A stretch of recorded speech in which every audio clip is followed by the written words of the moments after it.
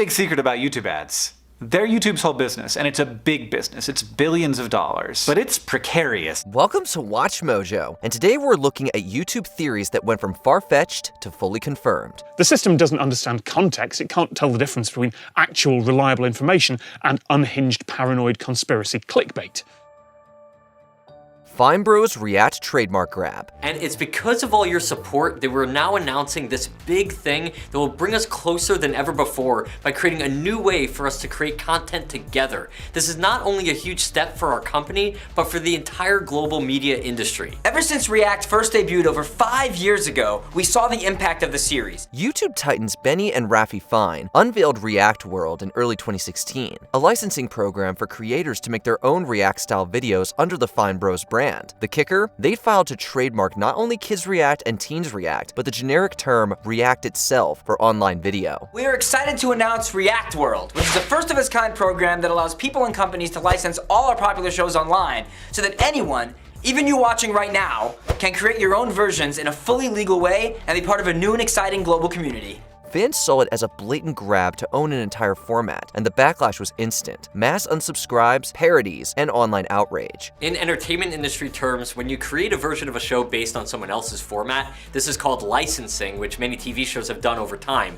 For example, Britain's Got Talent and America's Got Talent. It's the same show format, but licensed legally to be created in other locations. So with React World, we've created a new way to license formats in the digital age. Within days, the Fine Bros pulled their trademark applications, canceled React World, and even retracted past Content ID claims. The fiasco transformed them from pioneers to pariahs overnight, proving YouTube's fiercely protective community wouldn't let one channel monopolize a genre it helped create. First and foremost, we're sorry for confusing people by using terminology like our React format. We were never trying to say that every video where someone reacts to something else is something we would try to control. When we referenced licensing the React format, we only meant our specific series, not the overall genre of reaction videos. We do not own the genre. The push for YouTube Premium. Today I found out YouTube has a premium light option. So I didn't know this, but YouTube is like 14 bucks a month, all right? And premium is 8 bucks a month. So what do you get with this saving, Muda? Well, if you get the premium regular, everything you get on YouTube is all ad-free. And then premium light, most videos are ad-free. In recent years, YouTube's free tier has gotten a lot less free. Viewers have endured longer ad breaks, more unskippable spots, and even tests of 10 ads in a row. But for most people, all right, if you're watching like music videos or anything like that, that shit ain't ad-free on premium light. And I suspect that's where YouTube's like bean counters have noticed like, hey, most people on premium love music videos. Better not give that away for free. In 2022, the platform briefly paywalled 4K resolution for some users, while premium-only perks like background play, offline downloads, and higher bitrate 1080p premium keep widening the gap between paid and free. YouTube loves ads more than P. Diddy loves baby oil. They have made so many decisions that all revolve around feeding people as many ads as possible and in many ways as possible. I'm sure all of you saw a few days ago they announced that they're officially fully rolling out the ads experience while a video is paused. The company has also waged war on ad blockers, outright blocking playback unless you whitelist YouTube or subscribe. Officially, it's all about improving the viewer experience and supporting creators. But with executives admitting premium users are far more valuable, it's hard to ignore the pattern. YouTube seems to be making free viewing more frustrating to push you towards paying. YouTube lets you get 3 free samples in there with your ad block still enabled, but they hate ad block. They hate that more than P. Diddy hates security cameras. So they give you these 3, but once you finish your rations, they shut you down. They put the kibosh on that. They give you this. Ad blockers violate YouTube's terms of service. ProJared's divorce was the precursor to something more sinister. For those of you who are unaware, a few months ago, some individuals circulated serious accusations against me. And I want to make it perfectly clear right now, they are false. And I have proof. I have the receipts. Gaming YouTuber ProJared Nabenbauer shocked fans by announcing his divorce from cosplayer Heidi O'Farrell in May of 2019. Within hours, O'Farrell accused him of cheating with streamer Holly Conrad and soliciting explicit images from fans, including minors. What this all came down to was people saying that I was exchanging nudes with fans on Snapchat and Tumblr, and a lot of people want to know if I did any of that. Yeah, I did. And I always made it clear that it was for consenting adults only. Commentary channels pounced, circulating screenshots and testimonies as ProJared lost over 100,000 subscribers in days. He stayed silent for months before releasing a comeback video denying the allegations and claiming all exchanges were consensual and age-verified. Open invitation for those who wanted to do it, and that I wouldn't be offended or upset, and that nothing would be shared or saved without explicit permission. While the defense convinced some, his public image never fully recovered. What began as creator drama snowballed into one of YouTube's most notorious scandals, cementing ProJared as a cautionary tale about online relationships and reputational freefall. It was never meant to be an abuse of power. I never offered anyone anything in return, like making them a Twitch mod or early access to a YouTube video or whatever. I also never threatened anyone any kind of punishment if they didn't or anything like that. YouTube boosts its own originals and partners. Your creativity deserves to be rewarded. That's why the YouTube Partner Program offers more ways to make money from your channel and community than anywhere else. Let's walk through how to qualify, apply, and get approved, and what becomes available to you once you're in. For years, YouTube insisted its trending tab and recommendations were purely algorithm-driven, until creators noticed YouTube originals, late-night clips, and major partner channels dominating the charts regardless of views. Part of our requirements is to make sure that you have enough of an audience that you can be successful in making money. And that means that you have to find a content that really resonates with audience. You have to find kind of some loyal following for people watching your content. And so the best advice is don't think about the money. Yeah. Just make good content. In 2019, YouTube admitted it doesn't just reflect what's most popular, but also features editorially curated picks to showcase creators it deems safe and broadly appealing. To earn with fan funding and certain shopping features, the thresholds are 500 subscribers, 3 valid public uploads in the last 90 days. That meant corporate partners and in-house productions often leapfrogged grassroots hits, confirming suspicions that the playing field wasn't level. While YouTube framed this as ensuring diversity and quality, many saw it as stacking the deck for advertisers and undermining the platform's independent creator roots. In short, trending wasn't lying, but it wasn't the full truth either. Once you get into YPP, there's a lot more things that you have to think about. You have to think about all the different monetization options, which you lean into. Again, our ads product require you to be brand safe, right? Advertisers don't want to be associated with content that is not ads friendly. Creator subscriber counts were being quietly manipulated. Unless you are practicing in sub for sub, or you're buying subscribers or some other illicit activity on YouTube, you want the platform to be getting rid of subscribers that add absolutely nothing to your channel. Creators have griped about sudden, unexplained subscriber drops, fueling suspicions that YouTube was quietly trimming their numbers. In December of 2018, those fears were confirmed when YouTube announced it would remove spam subscriptions in bulk, warning of a noticeable decrease for many channels. Essentially, what this means is that YouTube is verifying subscribers, both as an account itself and its subscription to your channel. And if YouTube find anything dodgy going on with these subscriptions, then they will remove them from your channel, and they may even close the account that's associated to that subscription. The company spun it as routine housekeeping to ensure subscriber counts reflect real engagement, not bots or inactive accounts. Similar purges have happened since, sometimes wiping thousands from a channel overnight. Past, YouTube would do these mass audits maybe 3 or 4 times a year, and they probably tell you of that fact. I think the biggest one that was recently announced was back all the way at the end of 2018, when I think T-Series themselves lost hundreds of thousands of subscribers. While YouTube insists it's about maintaining integrity, the results can feel like a targeted hit to growth, especially when it lands without warning. It's one of the few times a widely held theory about YouTube's inner workings turned out to be exactly true. So when it comes to closed accounts or YouTube removing subscriptions that just aren't relevant to your channel because they're fraudulent,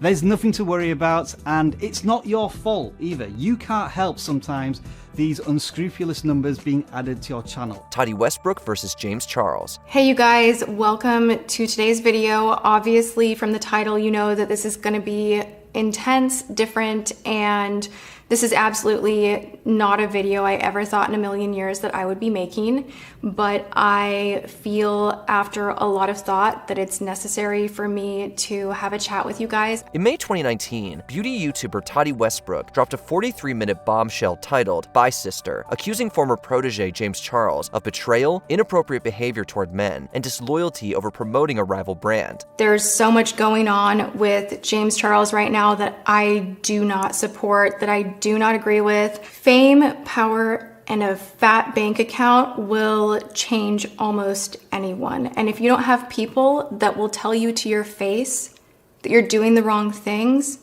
you will change. The video came after weeks of cryptic social media tension and instantly ignited a firestorm. James lost over 3 million subscribers in days, while Tati's numbers soared. Mainstream outlets picked up the feud, framing it as YouTube beef gone nuclear. Most of my career over the past few years has been about me making mistakes and trying to learn and grow from them.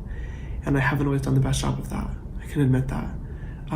But I have always tried. Charles later released a lengthy rebuttal video refuting her claims, and Westbrook eventually walked back parts of her accusations. Still, the saga proved that beauty community gossip could spill into full-blown global headlines, reshaping careers in the process. In Tati's video, she discusses many of the different reasons as to why she was choosing to close a chapter in her life that I was heavily involved in, making many of our private issues very public, and now millions and millions of people have weighed in with their opinions and speculations on subjects that they honestly know absolutely nothing about. The shadowbanning phenomenon. Did you know that seeing a sudden decrease in the amount of views that you're getting on YouTube Shorts right now, or just on YouTube in general, could be a sign that you're actually shadow banned on? It's the YouTube nightmare. Your video's still up, but no one can find it. Many creators have expressed their feeling that their videos on politically charged, health-related, or controversial topics simply vanished. No strikes, but near zero visibility in search or recommendations. If more than 20% of people are swiping away from your content, it is a sign that you're not shadow banned. So if you have less than 20% of people swiping away consistently, it's probably a sign that you might be shadow banned if you're still not getting the views that you want. YouTube has never officially admitted to shadow banning, but documentation shows it has indeed deprioritized borderline content in its recommendation streams while still leaving the videos live. If the video is less than 30 seconds long and your average view duration is over 100%, but you're still not getting views, could be a sign that you're shadow banned. The second thing is videos that are over 30 seconds long. So if your video is over 30 seconds long and your average view duration is over 80%. A 2020 study found that conspiracy label content was deliberately demoted, not removed, reducing its reach significantly across the platform. And recent creator analysis confirms that 99% of supposed shadow bans stem from legitimate drops in engagement, algorithm tweaks, or sensitive topic filters, not glitches. The result? What feels like suppression may actually be algorithmic deprioritization.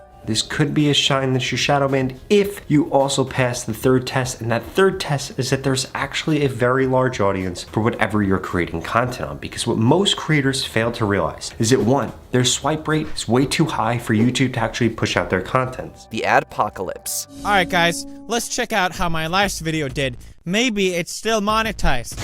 Ah! $31? Oh no.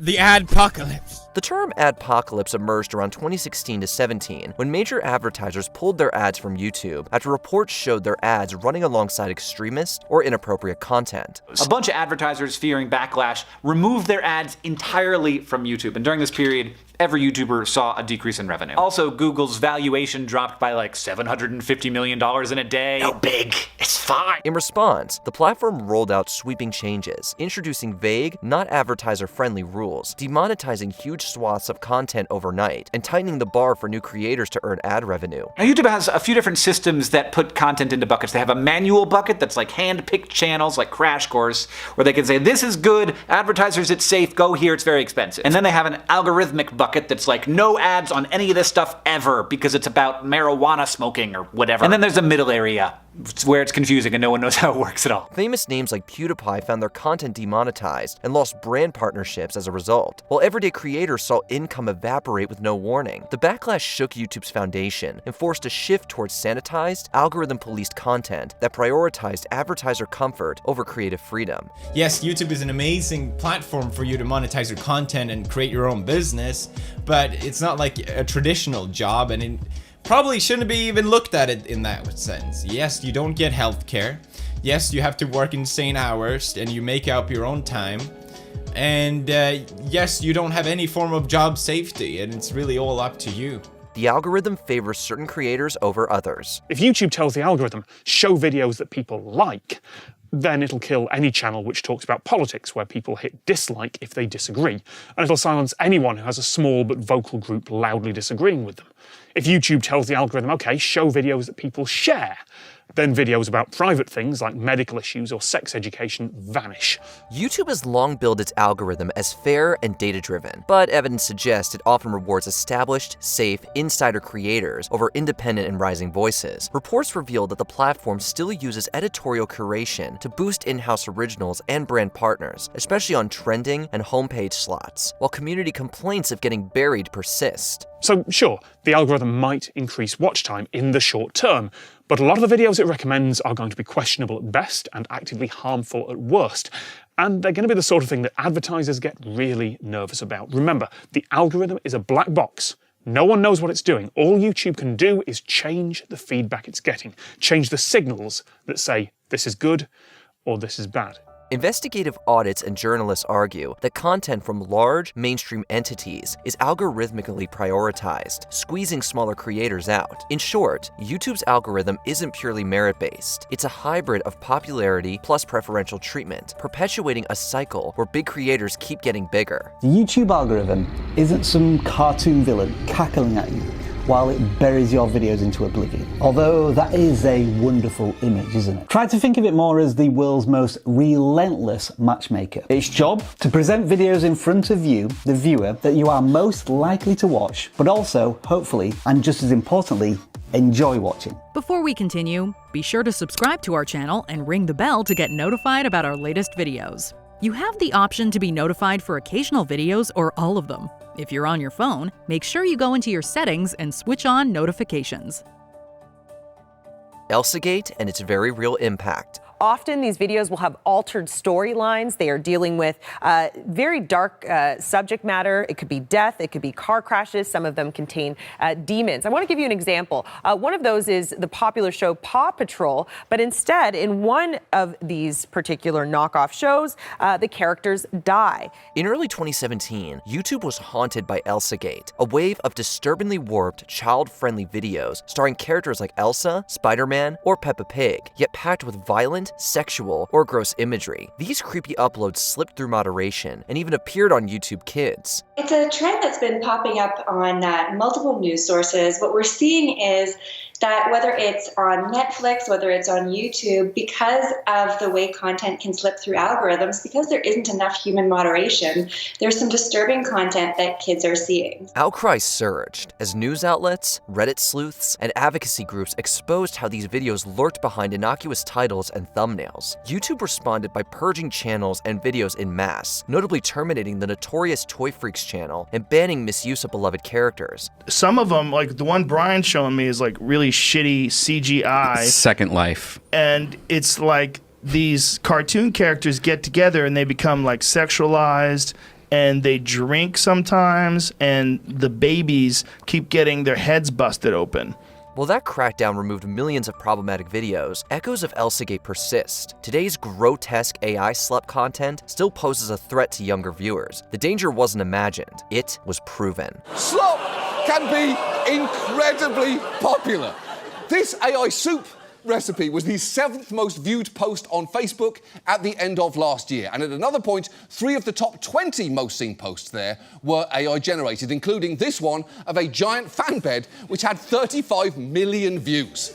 Which YouTube conspiracy shocked you the most? Are there any dastardly digital deeds we missed? Be sure to let us know in the comments below. But why the focus on enjoyment? Well, plain and simple, YouTube wants you to stick around on the platform. Today, tomorrow, next week, for years to come. If you are having a good time as a user of YouTube, you are less likely to throw your device in the toilet as if you're stuck on a level on Candy Crush.